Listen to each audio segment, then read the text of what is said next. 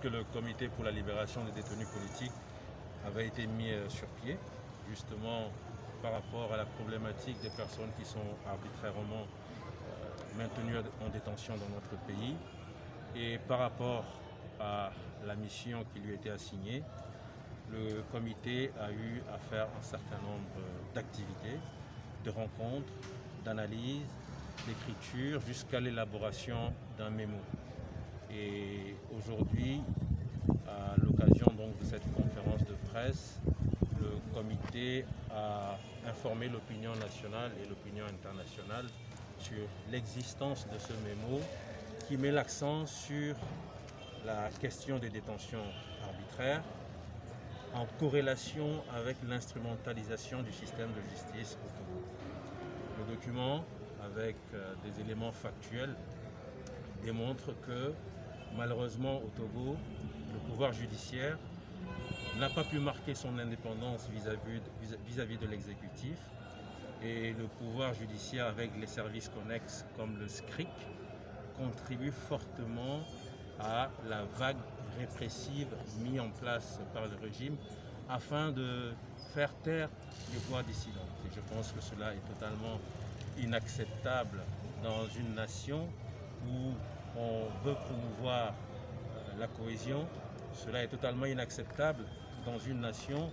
où on dit qu'on veut mettre en place les principes d'un état de droit.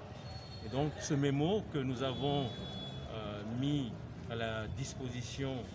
de l'opinion, nous espérons va pouvoir poursuivre son œuvre jusqu'à la libération des détenus politiques. Mais cela suppose un certain nombre d'actions derrière, des actions au plan national. Nous avons pour ambition de rencontrer différentes institutions républicaines,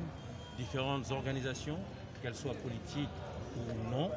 mais également au plan international où des contacts préliminaires nous ont permis d'avoir des accords de principe en termes de soutien de grandes organisations internationales à qui nous allons cette fois-ci adresser ce document définitif, puisque nous avions initialement adressé un draft qui présentait un peu ce que nous voulions faire. Ce document définitif qui comporte dans sa version complète des noms de 18 personnes qui ont été clairement identifiées et citées comme étant responsables d'actes de torture.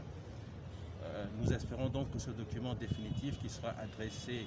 aux institutions nationales et à certaines institutions internationales, ce document définitif permettra une série de mesures pour que la torture, la pratique de la torture, la question des morts en détention, les disparitions forcées, les arrestations qui sont faites en dehors de toute règle procédurale, pour tout cela, en tout cas, on puisse y mettre fin dans notre pays afin qu'ensemble, nous puissions enfin